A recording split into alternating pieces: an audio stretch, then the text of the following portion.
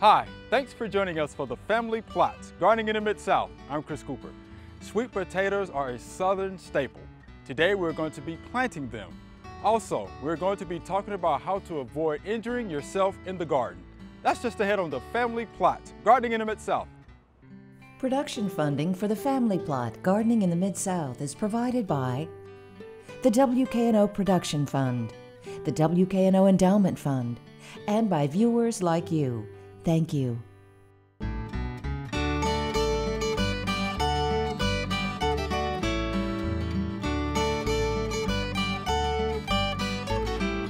Welcome to the Family Plot. I'm Chris Cooper. Joining me today is Walter Battle. Walter's the UT County Director in Haywood County, and Andrea Jacobo will be joining us later. Hi, well, we're out in the Family Plot garden. Yes. Sweet potatoes. Yes, Man, yes. I love sweet potatoes, man. Oh, yes, and I'll tell you, they are just a wonderful, wonderful plant, wonderful vegetable to eat. As a matter of fact, I even bought one along here. And this is really the size that you really would like to get them. You can really bake them. Oh, yes. At this Love size or those whatever, baked. and just a wonderful, wonderful vegetable for the garden. And, you know, a lot of times, Chris, people will say, well, are sweet potatoes yams? Ah, yeah, and they're that's good. actually not the same So they are different. plant. They are different, but because the terms are just used so much, you know, interchangeably, what the USDA require that any time on a sweet potato product that's processed, that they put in parentheses yams beside it. Wow, how about because that? you know the terms get Yeah. you know interchanged a lot. But I know today we're here to plant some, Sure, yeah. obviously, and let me just say this: it's real simple. All you really need is some good till soil. Okay. And what you want to do, you want to ridge the soil up at least 10 inches high. Okay, wow. And you want to make it about 1 foot wide. So using this good shovel here that they provide me, and you just, you know, real simple there, just turn that up and put it there. Let me get a little bit more here. Okay. And then notice that this right here has provided us, you know, about 10 inches high. Ah, I got you, okay. And then what we're going to do, and let me just set this shovel right here. We're going to now get our sweet potatoes. Now, Which ones do you like? This here Tell me. is the Beauregard, but Yes. but let me tell you, the Beauregard and the Vardaman are the two varieties that you see a lot in the stores because they have a really good shelf life and Okay. all that the plant breeders have bred for. But you know, really good flavor, good taste. The Georgia Jets, very, very good. The Bunch Puerto Ricos, a very good potato. And also for those who really like the old varieties, that old Centennial is a very good sweet potato. That's probably the one that we grew up with. Yeah. You know, Yeah. but it is very, very susceptible to diseases. The Centennial is. Okay. And speaking of insects and things like that, whiteflies to me tend to be the biggest problem with the sweet potatoes. They do affect them pretty bad. And you can get into some issues of weed control. Yeah. But if you have grass, you can use, you know, post or something like that Right, that'll right. clean up the grasses. Okay. But pretty much sweet potatoes pretty much take care of themselves. Now, I will warn you, deer will eat them. They really do. And obviously, if you live somewhere where they have wild hogs, they'll root them up too. But Oh, you know, how about that? You know, hopefully you don't have any wild hogs running Now, around. what about the wireworms? Yes, you Wireworms? always want to plant sweet potatoes in ground that has been previously planted. And this is the garden plot here that's been previously planted. Otherwise, if you put it in turf grass that's never been planted before, you're gonna get wildworms. Yeah. So we always like to stress that.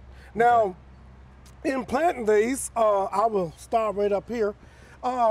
Basically, again, you want your ridge to be about 10 inches high, and you want to be about 1 foot wide. And as you can see, that's about 1 foot wide there. I've done this so long, I don't see, need a yeah. ruler. You did a good job. And basically, all I do, I just get here and I just dig me a good piece of soil here.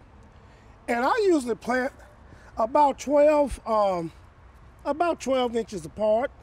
And I just kind of heal these up. You know, and this, I mean, they're this is gonna be some good potatoes here. Okay.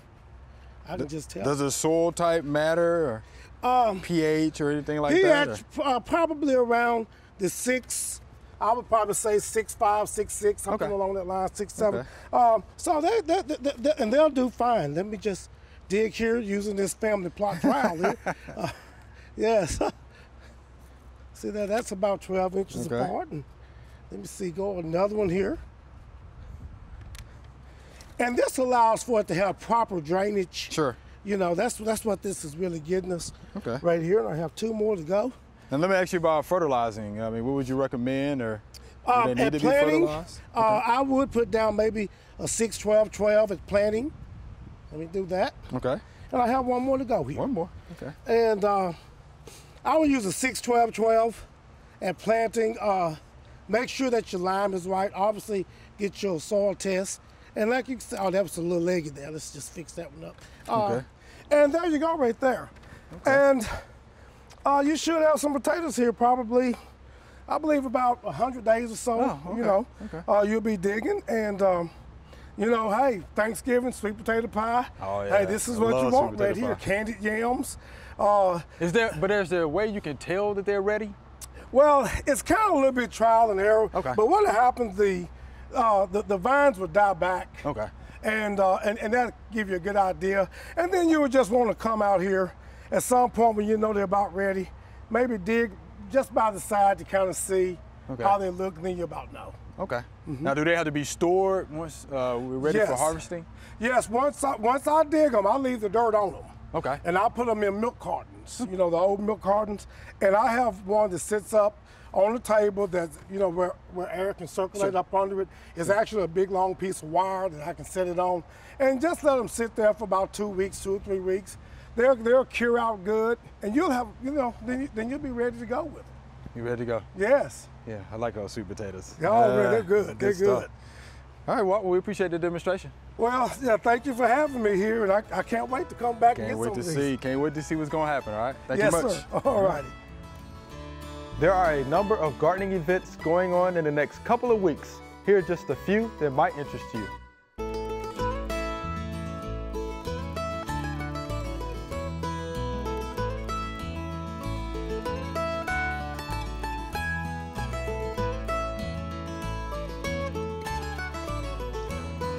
Andrea, thank you for joining us today. Thank you so much for having me. I'm glad to be back and in the sun. In the sun. We're out in the family plot garden. Yes. So what are we going to talk about today? So physical activity is something that's really important. Okay. Gardening is also something very important, as you can see, right? Yes. So what I want to do is talk about how gardening is a form of physical activity, but also how to protect yourself so you can garden throughout the rest of your life. Good. I think that is so important. Very important. And it's a lot of times when you hear, probably already, when people come to your office and they say, I threw out my back, I can't move too much, I was gardening too much. So I want to show you how to properly pick up things, heavy things, and as well as try to protect yourself while gardening. All right, good stuff. So here, what I have is a normal soil bag, right? Okay. So typically what you do, muscle pulls on bone. Right? So that when I say that is because you have to make sure that everything in your body is in alignment so that when you're picking up the bag, you can use your full force. Okay. So what you do is you square the bag, you send your hips back, you go into a squat, and you grab the bag fully, and then you pick it up with your legs. That's all. That's it. That's it. And the same thing when you set it down. Okay. Just like so. Right? Yeah, and most of us, we just go down and just grab it. Yeah, because you just grab it, right? Yeah, exactly right. And that's not ergonomically correct. Right. Because, like I mentioned, muscle pulls on bone. And so when you have everything in alignment, you'll be able to do it without any problems. How about that? Okay. Yeah. And so what I have here, too, I have my little blanket, right? My little extension blanket. Okay. Right. So you can use a blanket or a towel, whichever one you prefer. You can fold it in half or fold it into threes, like so, or into multiple fours, depending on what you have and what you like. So you can place it on the ground, and then you can bring your knees onto it, and then you can reach bending at the hip, holding, gardening, grabbing something, whatever you like. and then you travel around either a raised bed or wherever you're gardening. And it helps protect the knees as well as maintain the back. Huh. Yeah. Because that back is so important. Very important. When I was training before, a lot of my clients that were elderly would throw out their backs because of their gardening. Wow. Not because they were, doing a fast movement or catching a sprint. It's because it's through gardening. So this was one way that I thought it would be very beneficial for the listeners to know how to really pick up everything just in a good form. Now I see you have a shovel. Yeah. So with shoveling, what are you right-handed or left-handed? I'm right-handed. Okay, so the same thing, you're gonna want to do opposite to your dominant. So you're gonna have your left foot forward. Now you can either use the legs to fully bend at the knee and then pick up what you're needing to pick up and use your legs as well. Same thing, you can use your right leg, bring your foot down, whatever you're trying to do with your shovel. Okay. That's one of the things that you could do. Like I mentioned, muscle pulls on bone. So you want to make sure that everything's in alignment. So the knees are over the ankle. Over the ankle? Yeah, and the foot is right behind you, so it has that added support, so you can bend at the knee, and then you can pick it up. Oh, that's good stuff. Yeah. Okay.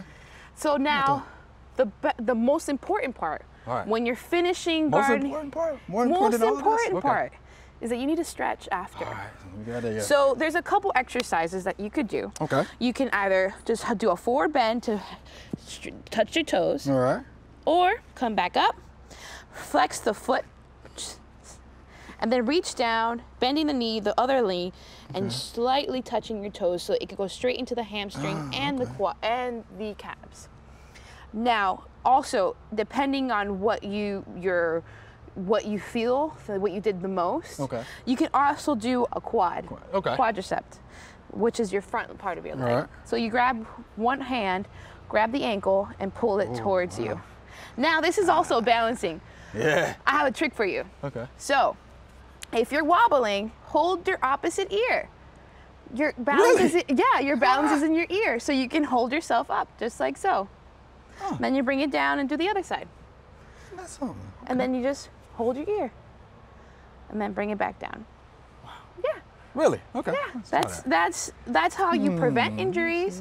By stretching, making sure you're picking up things in the correct manner, and then also having a trusty blanket or a towel to help you with your raised beds or whenever you're low to the ground. Okay.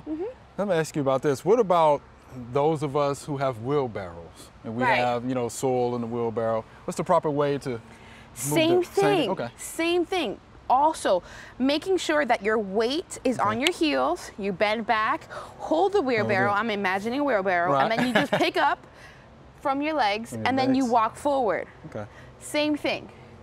That prepares the body to know that it's going to move in a forward direction so that all your muscles are activated as you're pushing the wheelbarrow. Okay. Are there any exercises for folks that use pruners a lot that you could think of for your hands? Yes. Okay. So when you finish pruning, you can place your hands in front of you in a wall, and then slightly come down. It stretches out the forearm and the biceps, and also the hands. The hands, okay. There's muscles even to the fingertips. So you really have to. That's a great way to stretch. Wow. So you can really get in some good gardening exercises. Yes. Do you know how many calories you burn in an hour for gardening? How many? 300. 300? Oh, 300 calories, a moderate activity.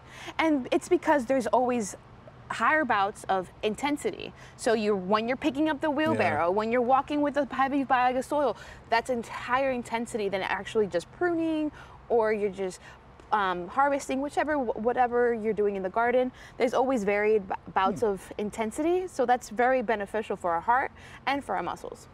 Wow, this is good stuff, because we don't think about this when we're out there gardening, do we? No, we don't. Especially when we're younger, and we just think, oh, we just go down and just grab this and just walk off. I know that I've been, one of the main things that I need for my kids, when I tell them what to do, they have to make sure they have maintained good form. That way, throughout their whole life, they can maintain that.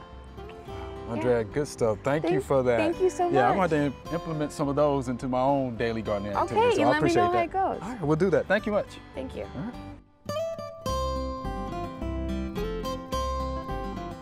As you can see, this is a pretty good sized ant mound. They built this mound here because this is an area that has not been disturbed.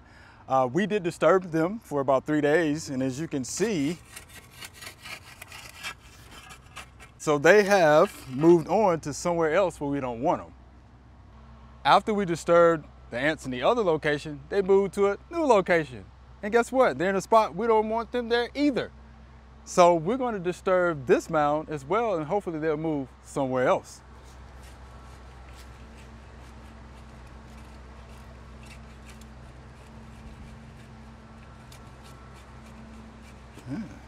As you're getting them to move, and if you're using a shovel or a rake, whatever the case may be, make sure that the ants are not running up the pole, because that will hurt if they sting you. This is a good way to get those ants to move without having to use a chemical. All right, here's our Q&A segment. Andrea, you jump in there with us. You have anything to say, all right? All right, sounds All good. right. Thank you for having me. Y'all ready? These are good questions. Yeah. Here's our first viewer email. We have received several questions like this one from Kevin in Dyersburg. What is the best way to get rid of moles in your lawn? That has got to be one of the top questions we get in Extension throughout the state. Yes. Walter, yes. how do we get rid of those moles? Well, you know, I really like to use harpoon traps. Okay, all right. That's one, you know, good way to get, to get them. Okay. Now, also, if you have some dogs and some cats, will also I'll dig them up and get them as well.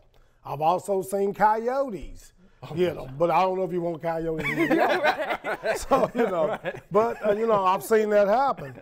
Now, what they're after the grubs. Yes. That's off in there, and if you really just take a sharpshooter and just kind of lift your soil up a little bit, you'll see those grubs laying there.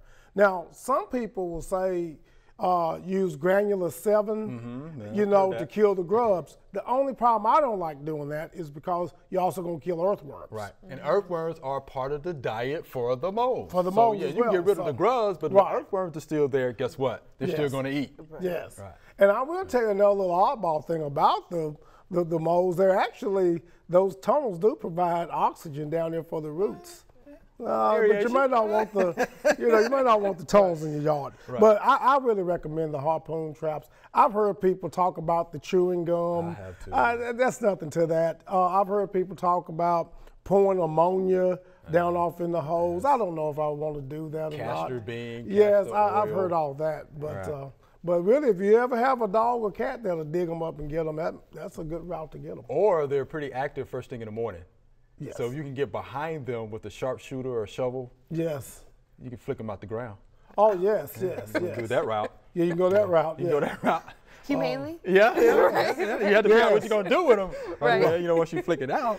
But yeah, we get this question so often about the moles, and they can be a problem. They can be a big problem. They can be a problem. They're just tunneling through, just trying to find food, of course. And another reason why I think we're seeing them so much now is because the ground is so moist and saturated. So it's easy for them to swim through your soil, if you will. Yes. So I think that's why you see so many of the runs or tunnels, if you will, because it's just been so wet. Yes. The ground is so moist, so saturated, and it's easy again for them to get through that soil because it's been moist and saturated. Good luck with those moles, Kevin. Thank you for the question. All right, here's our next viewer email. I found a cross vine growing in my George Tabor azalea. It is very beautiful. Will it hurt my azaleas if I leave it? And this is Miss Elsie in Millington. That cross vine is a beautiful vine, as you can see growing there. Yes, it is pretty. Will grow like crazy. Yes. Right? Likes full sun, can grow in partial shade. Azaleas like partial shade. Right? It can cover up those azaleas if you're not careful. So here's my question, Ms. Elsie. What do you want? Which one do you want? Yeah. Do you want the cross vine? Do you want the azaleas? Right. Right? Because there's going to be competition there eventually. Right? So you have to make a decision. It's a beautiful vine, but you have beautiful azaleas. Let me ask this question. Do they both like acidic soils? Cross vines can. I know the azaleas for sure. Cross vines, yes, can actually deal with it. Yes. And obviously from the picture, it looks good, so it's growing pretty well. Yes, it's growing pretty well. But that would be my only question. Okay. Miss Elsie, which one do you want? You can have. If you want both, that's fine. Right, it's your landscape, that's fine. But do know, very aggressive growers. Yes. Right, and it will take over. It's beautiful, okay? Here's our next viewer email. Uh-oh. How do you get rid of monkey grass? This is Andrew right here in Memphis. The old larabi, right? Yes. How would you get rid of First, it's going to take about, I don't know the situation, but it's going to take about 2 to 3 years Oh boy. Wow. to get rid of it. But what I would do, I would go out and dig it up. Okay. And then as you see those little shoots or whatever that's left, Little rhizomes? yes, you just have to hit it with something that contains glyphosate. Okay. And just know that it's going to be a battle for about 2 years, about 2, 3 years. But eventually you'll win that war. Right. You'll eventually win it. But it's just going to take some time to get it. But definitely dig out the ones that obviously that you see, those big clumps. Just go and dig them up, get them out of there. Right, yeah, that's good. And I can tell you what I've done, Andrew, from experience, right? Okay. So we're actually trying to remove some larabi, monkey grass. We cut it back, weed eat a lawnmower, allow it to regrow, resprout. Young green tissue. We Yes. sprayed it with the product that contained glyphosate, right? Started to knock it out, okay, a little bit. But then this was during the summer. We actually covered it with black plastic. Okay. Yep. Got real hot under there, Yep. right? So it really, knocked it back. Yes. And then later on that summer, we started digging it out, Right. right? So we cut it, sprayed it, covered it with black plastic. Yeah. This was in the summertime, it was real hot, Yep. right? Knocked it back considerably, and then we dug out what we could. Now you got to get all of that root system out, It's right? yeah. It's Yeah. it's a little bit of Because a if job. not, it will come back with a vengeance. Yes. It's like, aha, Yeah, you tick it off. back. Right. So you got to be careful with that. But that's what you said is fine. And this is from personal experience, and it did work. But it will take some time. You Yeah, don't get it's all of gonna those take time. roots out of there. Good luck to you, Andrew. Good luck. All right. Hope that helps. Here's our next viewer email. We have a walnut tree, and there are worms in the nuts. What can we do to get rid of the worms and save our huge tree? It is over 50 years old, and we don't want to lose it. This is Sharon from Delano, Tennessee. All right, Delano. All right. So, worms, walnut tree. Okay, how do we get rid of those worms? Well, What are those worms? that's the first thing, and it would be some type of curculio. Right, it's the black walnut curculio. Yes, Right. yes. So that's, and now how to get rid of it. Now, I know like a product like Dursban or Lorsban is labeled for it, but I don't know how a homeowner could spray it or whatever to, to take it out. Right. There is one little side note I want to say about black walnut trees. Okay, sure. They can produce walnuts for like 250 years. Wow. Yeah.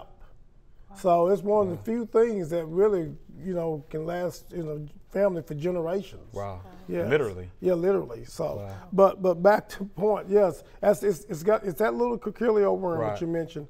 That's what it is. Now there's also another worm that probably larva, I should say, Right. that gets confused, and that is that husk fly. Right. But it doesn't get into the kernel. Right. That I know of, it doesn't. So like I said, that's what the worm Yeah, is. the curculio does Right, it gets feed to the kernel. on the kernel itself, because the adult female would actually chew a hole in the husk. That's right. Right, as that fruit is starting to develop and lay her eggs, of course the eggs hatch, the larvae then start to feed on the kernel, The kernel. right? Which will cause it to drop, which is what we call June drop, Yeah. right? So this usually happens between April and June, July, right? So of course when it drops, hits the ground, that larva is still feeding. Once it finishes feeding, it pupates into the ground, Yes. comes back as an adult to go right back into the tree again. Wow. It's tough to control, Yeah. because you mentioned a couple, carbaryl is something Yes. that you, but again as a homeowner, it's a 50-year-old tree. Yes. This tree is probably huge, Yes. so it'd be hard to get out there with a trying to trying to spray spray. that, So It's I gonna be wish I had tough. better news for you. Yeah, that's gonna be a tough one, Miss Sharon. Yes. But I mean, now you do know what it is. Maybe there's someone in the area that could help you with that. You know, maybe another farmer or something like that, Right. or you know, that has you know, one of these trucks that has this little Right. blower. Yeah, they can blow it up you in can there. blow or it up something. through there like they have at the orchards and things like that. Right. But yeah, you have the decision to make. You know, whether you want to do it or not. Right. Right. Because this black walnut curculio can cause some problems. Yes. Sorry for the bad news, Ms. Sharon. All right. So, Walt, Andrea, it's been fun. Thank you for being here. Thank you so much for All right. having me. It's been fun. Remember, we love to hear from you. Send us an email or letter. The email address is familyplot@wkno.org, and the mailing address is Family Plot, 7151 Cherry Farms Road, Cordova, Tennessee 38016. Or you can go online to familyplotgarden.com. That's all we have time for today. Need gardening advice? Go online to familyplotgarden.com. There are tons of videos from the show and links to extension publications from all over the country. Be sure to join us next week for the Family Plot, Gardening in the Mid-South. Be safe.